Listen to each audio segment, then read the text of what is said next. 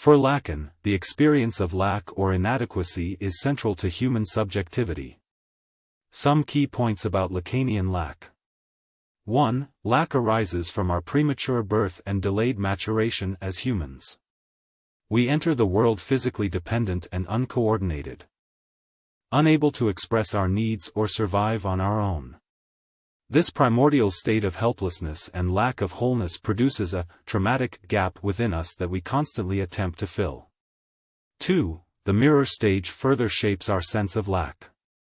We see ourselves as whole in the mirror but feel fragmented and uncoordinated on the inside. This disjunction makes us forever aspire to embody an illusory ideal image that stands apart from our actual being. We feel profoundly lacking in comparison to this imaginary ego. 3. Language and the acquisition of desire also mark us with lack.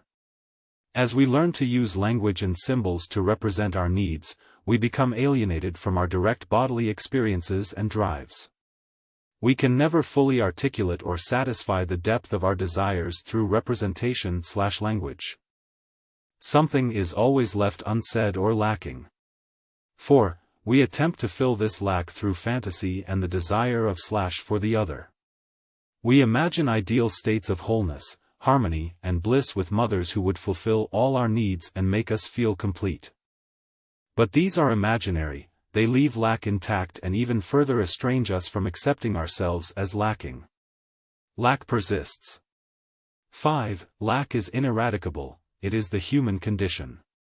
While we may find temporary solace or ego stability in certain fantasies, relationships, or achievements, the primordial lack always re-emerges until we accept that there is a gap at the core of our being which cannot be filled.